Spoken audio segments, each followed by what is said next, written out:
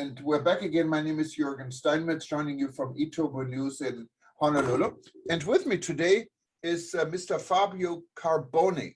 He's actually right now in the UK, but he is from the Islamic Republic of Iran, and he's affiliated with the International Institute for Peace Through Tourism.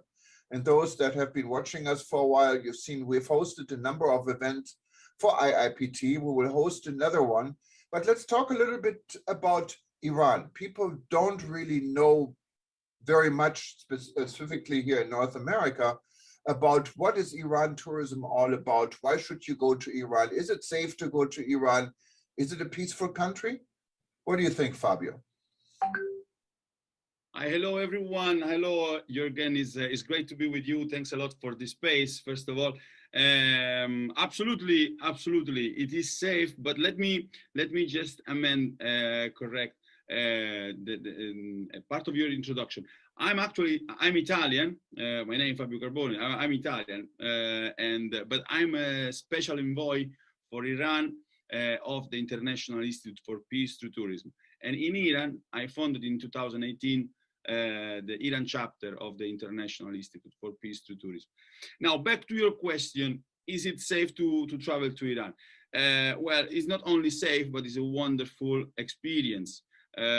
Because Iran, the Middle East in general, but I can tell you about Iran, it is a place where the authenticity in the people, in the place, is still basically intact. If we think from the theoretical point of view and the life cycle of the destination, we can say that Iran basically, it is a destination that is still at his origin. So everything is still very, very authentic. Plus, as you know, the image of Iran in the West doesn't really encourage a travel there, which is a pity, because, as I was saying, the place is rich in nature, rich in cultural heritage, and in particular, what I call the human factor is actually amazing. The people of Iran, welcoming, very authentic, and actually in love, paradoxically, in love with the Western people. Yeah, I can definitely attest to this. I think there are two different parts of Iran. There is a political part. We don't really get involved in here because we're not really having a political session. But then there's a human part. And when it comes to tourism, specifically peace through tourism, the human part is that what we're promoting and what we want. And I can tell you out of my own experience, having traveled to Iran a number of times and represented, for instance, our international ICTP at one time at a handicraft trade show in Tehran. It's a wonderful experience, and people are curious. I can tell you, I had people lined up for an hour and a half on my stand, and I was there alone, to talk about the United States, or many wanted to know how to get a visa, but to talk about things. So I had elderly ladies coming up with cookies their babe gave me. So it was a heartwarming experience. And Iran, when you look at authentic, is really a very good word, because you don't really find the Marriott hotels yet. It is more local. You may have a problem using a credit card, so you bring your cash. But once you're in Iran and you like food like I do, it's heaven. I remember I still love watermelon juice. It's one of my favorite. And the first time I ever drank watermelon juice was in Tehran on the streets, and it was wonderful. And so there is a lot more to Iran than the political picture many are painting these days. Now, tell us a little bit, what is there in Iran to see?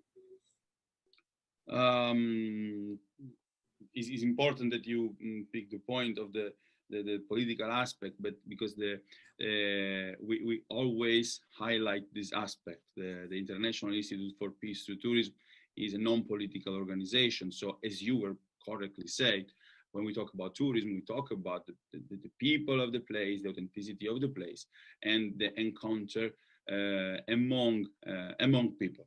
the local community. With regard to what to see in Iran, this is another paradox that I live when I arrive there, because also in this sense we have the idea of this country sometimes like deserted countries, and I found there a place where there is snow, where there is a huge forest, the sea, the Caspian Sea, and then in the south, of course, the desert. I'm in love with Tehran personally, the city, but it's amazing. Shiraz, Isfahan. They used to say Isfahan is half of the world. So who visit Isfahan already visit half of the world. Also because Iran, let's remember, when we talk about Persia, so most of the civilizations, etc., they were in contact with these places, and still today, again, on the contrary of what we think in the West, it's important to say that different religions and different cultures live together there. But we can even talk not only about Catholics and Muslims, etc., but there are communities that still follow the archaic religion of the Zoroastrianism, and the cult of the fire, and still exists, and is not only tolerated, but is completely accepted, and obviously is one in Yazd, is a part of being UNESCO heritage, but it's one of the main places where the people go. It's amazing. It's a very beautiful experience. And me personally, exactly because I'm Italian, Iran is also interesting because it's the only place that I see that has the same glories of Rome. Actually, Romans, right, they could not enter Iran and Persia, and they were defeated. So it's also very interesting to see the things from this point of view. We have the idea of the Romans ruling on the all known world, and then you arrive there when there is a civilization that is more ancient than Rome, and that is as rich as Roman Empire and the Greek Empire, and the Greek. And Fabio, you said you loved Tehran, and Tehran is definitely a very vibrant city. Has its problems like pollution, I think, similar to what we experience in Los Angeles and Beijing and Bangkok. So the air is not always the cleanest air, but you can always escape to the mountains. And I know when I was there last time, this was maybe 5, 6, 7 years ago, people were building apartments up in the mountains around Tehran. Did this progress, or a lot of people living up there now? No, this obviously it is a big problem, and we are talking about megalopolis. So Tehran, I love Tehran. I used to call Tehran the city of blinding lights, because I don't know if you remember, but there are constantly lights, blinking and everywhere, and 24 hours per day, and it's amazing. It's amazing during the day. It's wonderful at night. I found Tehran a very romantic place and vibrant, as you say. The special element of Tehran for me is exactly the mix between this vibrant life that exists there, and still, anyway, the authenticity, as we were saying before, because the people still live in a way that, for example, if I'm in Rome and I ask for an information, sometimes people, they're busy, they're in their own life, etc. In Tehran, this never happened. People eventually stop what they're doing, and they bring you to the place where you have to go. It's amazing. It's amazing. The problems, yeah, the pollution is one of the big problems. Sometimes Tehran, they announce in the radio and the television not to go out of the houses because of the pollution. It's true. And all around, as you were saying, there are the mountains, and all around on the north. part. There are these mountains where the people, when they can, they try to go, even because they love nature, and every green space for them is a place for a picnic.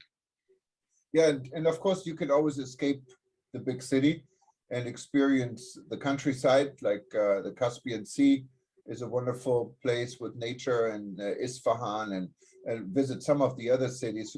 Besides Tehran, what do you think, if someone only has limited time, they should see besides the capital city? Well,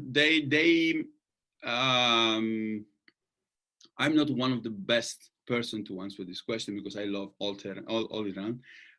But for a person who has not so much time, they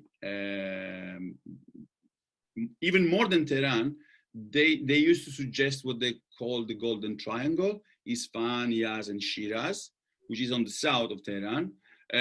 But I can tell you, I know Iran from north, the Turkish area, Azeri area, Zanjan, on the other side, on the side of Afghanistan, the Lut Desert, the Caspian Sea, Tonekavon, Ramsar, that is very famous, where the Shah used to go on holiday, Terai, Mashhad. I know a lot of places. All of them are different, and all of them really are spectacular. So, but in the touristic, normally the tourist guides would suggest you this Golden Triangle. So once again, Shiraz, Isfahan, and Yazd. And it's important when we're talking about tourist guides. We had a number of tourist guides on our show, and we will again when we do our Heroes event. We're going to catch up with tourist guides in different parts of the world. And I think Iran is an important country when you travel to have a guide, because it's really hard to do it on your own unless you speak the language and you're familiar. You speak the language, by the way, Fabio? I speak a very little Farsi. Plus, I have the privilege of going there, not as a tourist in reality. I was never there in holiday. I was always there for a reason of work with the IPT and meeting people of the universities and meeting people of different associations. So I never really need I have a lot of friends there, so I never really needed a guide because I have constant interaction with the locals. But your friends are your guides, you know. Your friends are your guides. Yeah, exactly. No, and there is something fantastic that there is something that I love, and this is why I say this is a privilege. You eat in the houses of the local people, because they invite you for dinner, they invite you for lunch, etc. So the way I travel really give you the opportunity to experience 100% the destination. In any case, as we said since the beginning, there is still this big sense of authenticity.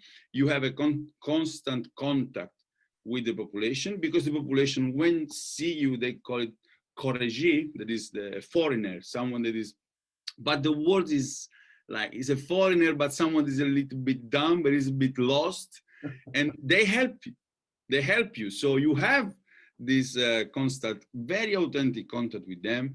And I can tell you my experience everywhere, not only in Tehran, also because they're not so much used to tourists. Okay, so when you arrive in a place and you show some curiosity and you show some interest, even in talking some words in Farsi, they invited you inside the shop. It already happened to me that having a workshop about how to make some cookies, some Iranian cookies, because I was in a pastry, and certain point I say, oh, I'm Italian. Italian, really? Come inside. They offer me chai, there's the tea. They show me how they make the cook. No, and so it is something that I traveled a lot. I never experienced something like this. As I said, Middle East in general is an amazing place to travel. Iran has this magic that is like this.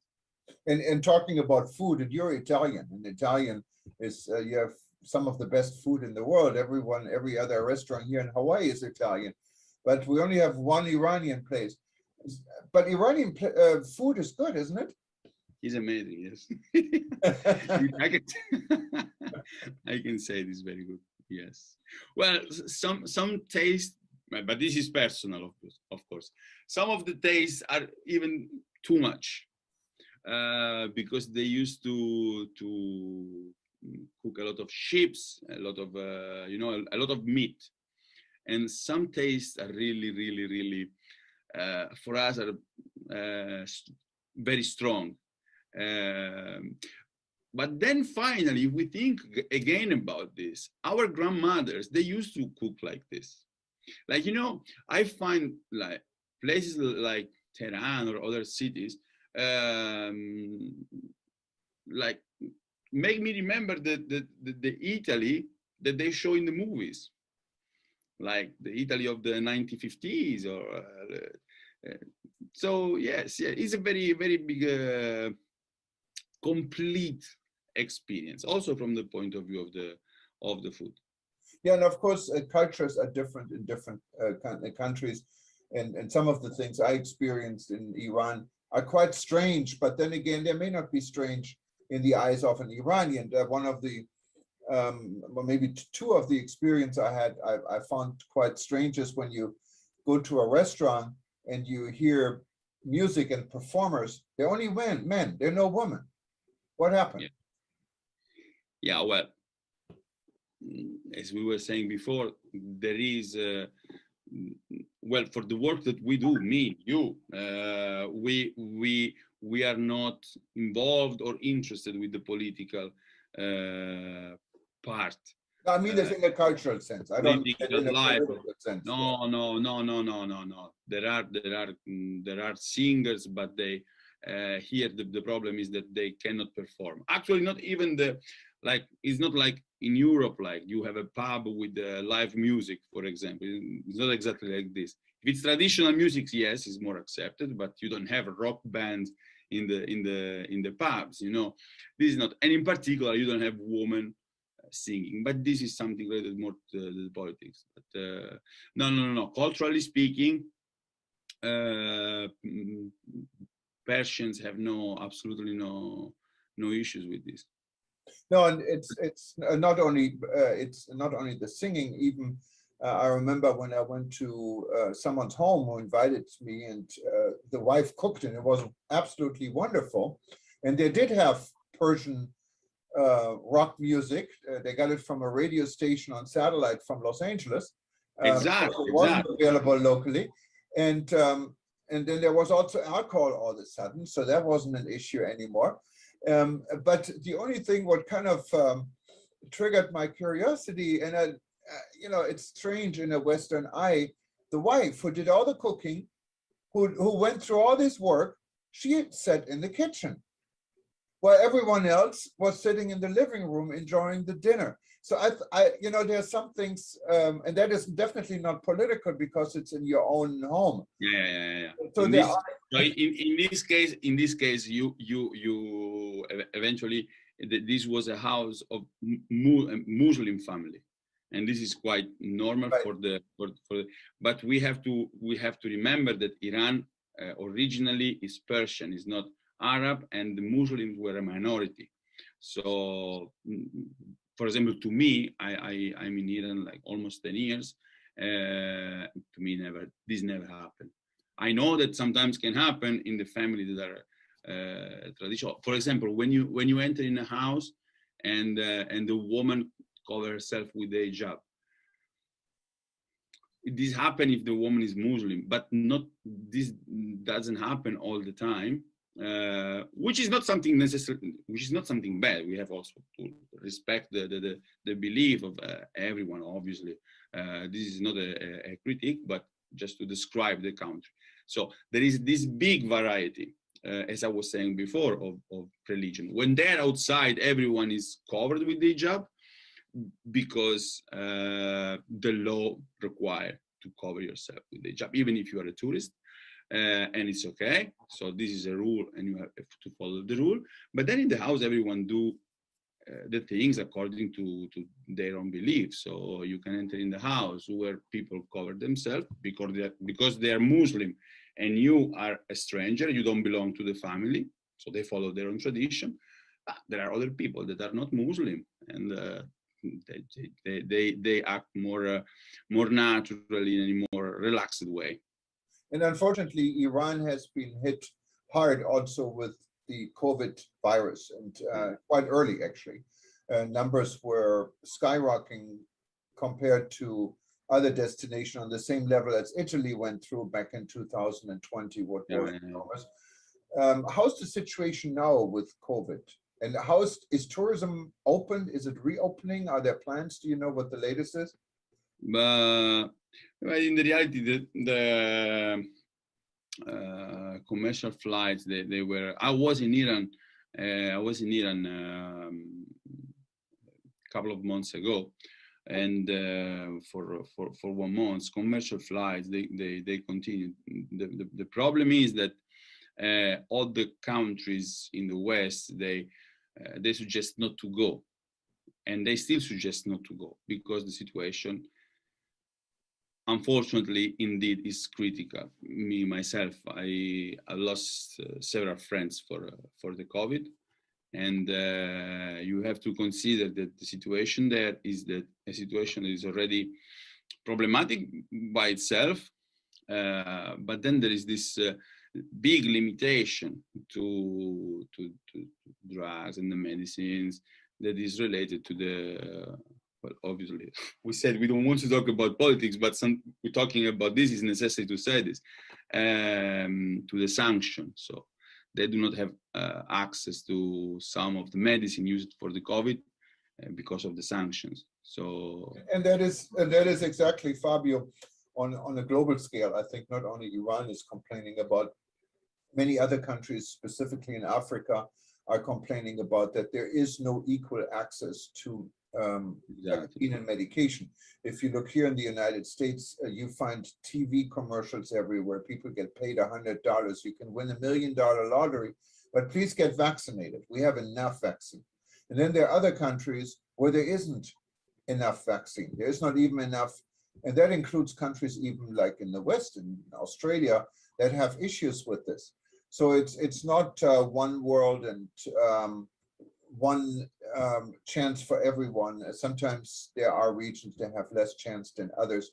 And that's what we've been working here at the World Tourism Network to point these type of issues out without getting internally political. It's a global issue specifically.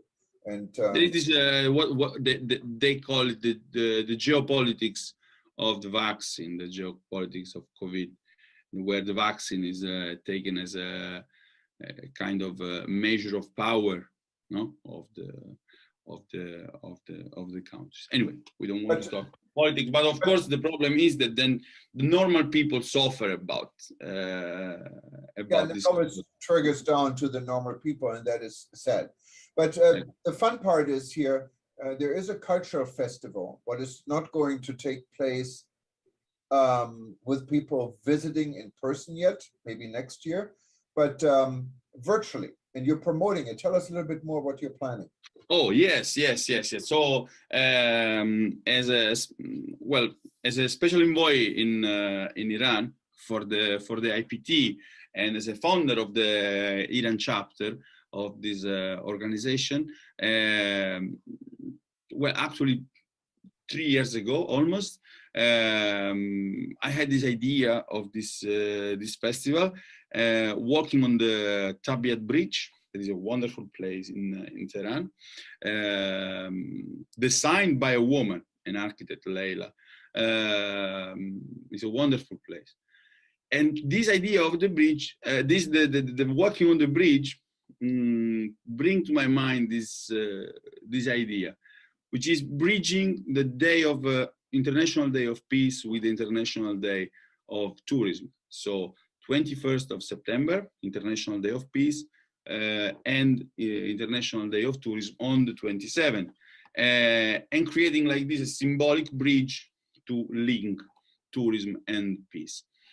And so the talking with Reza, with Lou, etc. We in the end, this idea of the festival starting on 21 and ending, culminating on 27, was born, as I said, almost 3 years ago in reality, 2 years and a half. But then because of the COVID, we had to stop everything. And this year, anyway, I say, no, this year we have to do this. And this is, so the first edition of the Peace Through Tourism Festival, which is based in Iran, because it's promoted by the Iran chapter of the IPT, but it's an international event. We are going to have so several days that are thematic. We have the first day on 21st, the opening session, but then we are going to have the day dedicated to museums, where we are going to discuss the role of the museums in the creation of a culture of peace through tourism. Then we have the day dedicated to women and tourism for peace. This is another thing that is good to say. There are several associations in Iran that are dedicated to the work of women in tourism. Women are a very important part of the, a lot of them highly educated. So the society, the Iranian society, rely a lot and on women. And this is another thing that in the West, we don't have this idea. What else? So yeah, many participants, many workshops.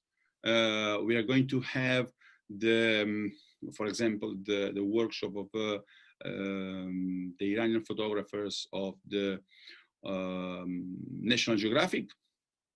They're going to show us like this hidden Iran.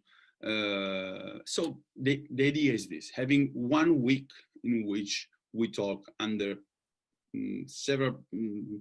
through several perspectives about tourism as a vehicle for peace. So the role of the museums, the role of the women, so gender equality, the role of culture, identity. So this is the main idea. That sounds really good, and we're going to help you to announce it also. So we're putting it up right now. So tomorrow, if I you do appreciate. Thank you very much.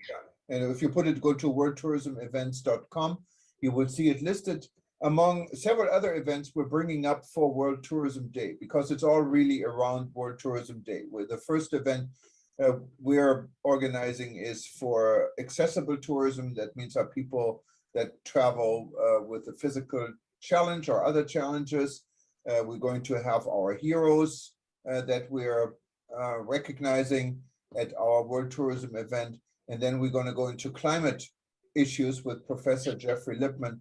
So we're pleased to add also peace to it. So just go to worldtourismevents.com. And of course, you can always go to the IIPT website, what I believe is iipt.org. And you will find everything about the International Institute for Peace Through Tourism. It's the institute, it's run by Mr. Louis D'Amour. He lives in New York and has been doing this for a long time. He's a good friend, and we've helped him not only host a number of events. Actually, as I said, we took Louis to Iran back 7-8 years ago. And Louis and myself, we are the first Americans actually allowed to speak at the Iranian Hall of the People.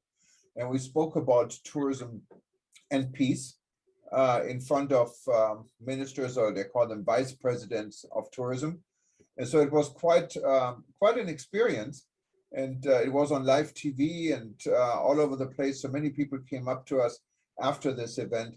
And Louis was definitely a major celebrity for a while in Iran. So we'll be happy to work with IIPT, with Fabio and Louis, to make this event in Iran, this cultural event, a success. But Fabio, anything else you'd like to add? I just want to thank you once again, and I really hope that, well, This year is going to be an online event. So as you were saying, it's going to be announced in several channels, and everyone can follow the festival from all over the world. Now, I hope that for next year, this is going to be a hybrid event based on Iran, Tehran, Isfahan, north of or Iran, etc. And is going to be a way to promote visiting and tourism in this beautiful place that is Iran. And we are ready to go on a trip, literally anywhere, you know.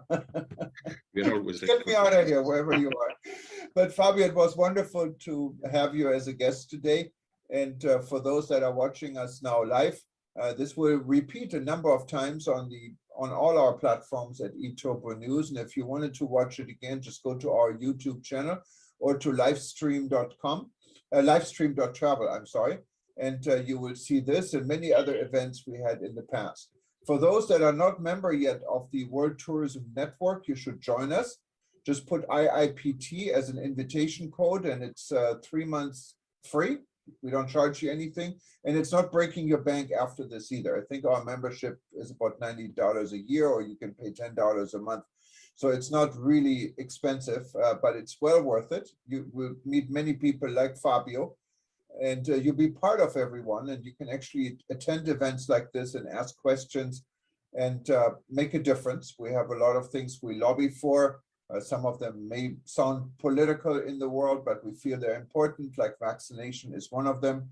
So join us, go to WTN.travel, click on the join button.